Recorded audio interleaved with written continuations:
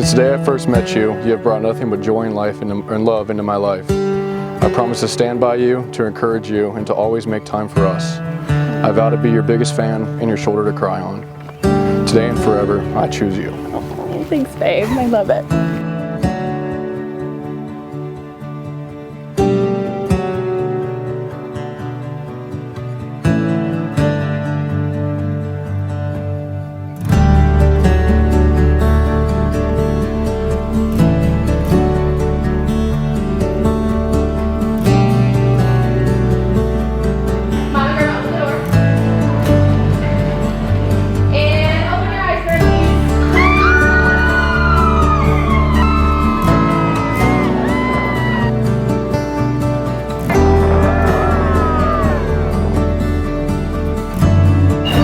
Okay, so now my promises. I promise to love you with my whole heart for the rest of our lives. I promise not to get too mad when you leave clothes and clutter lying around. I promise to always kiss you when saying goodbye in the morning.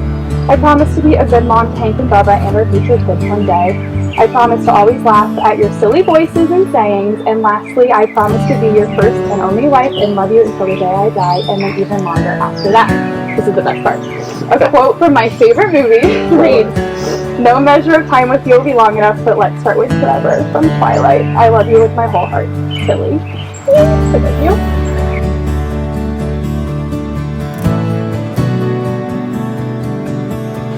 Happiness in marriage is not something that just happens. A good marriage must be created. In the art of marriage, the little things are the big things. It is never being too old to hold hands. It is remembering to say, "I love you," at least once a day. It is never going to sleep angry.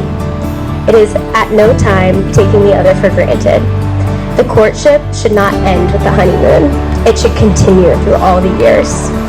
It is having a mutual sense of values and common objectives. It is standing together and facing the world. It is forming a circle of love that gathers in the whole family.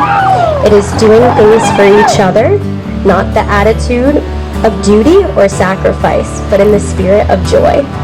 It is speaking words of appreciation and demonstrating gratitude in thoughtful ways.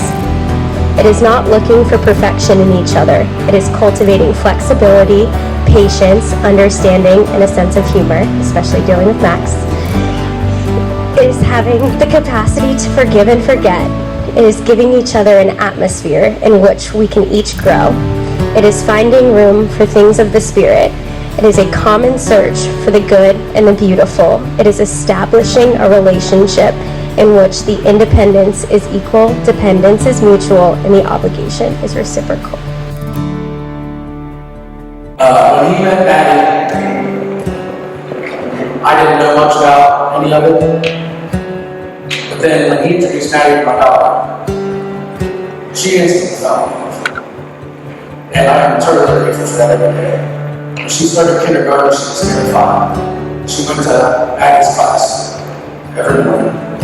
And Maddie helped her get through all of that and pushed her to be a more social individual. Because she might have been a little sheltered. But Maddie is a sweet, wonderful, caring person. And I'm so happy for her. And I just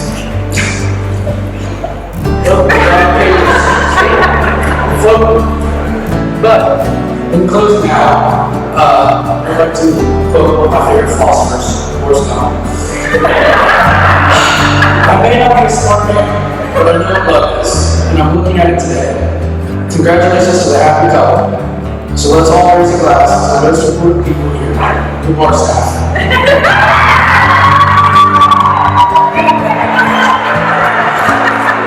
And for next time, cheers to the lifetime of love and laughter.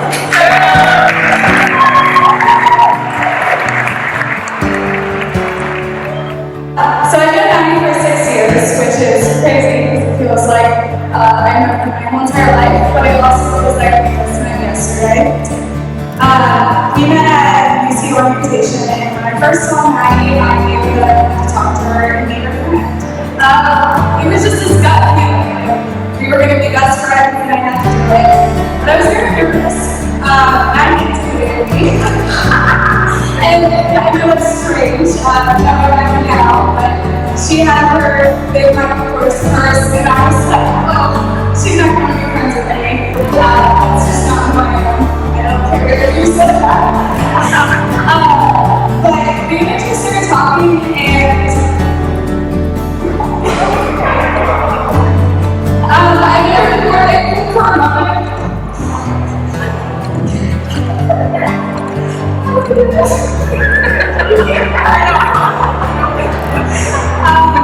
If that never happened, I would have never experienced the true meaning of friendship. Maddie, stop. This isn't going well. You are so kind-hearted and caring. Just genuinely a good person. You light up a room anytime you're in it. And you're just the type of friend I wish everyone could have.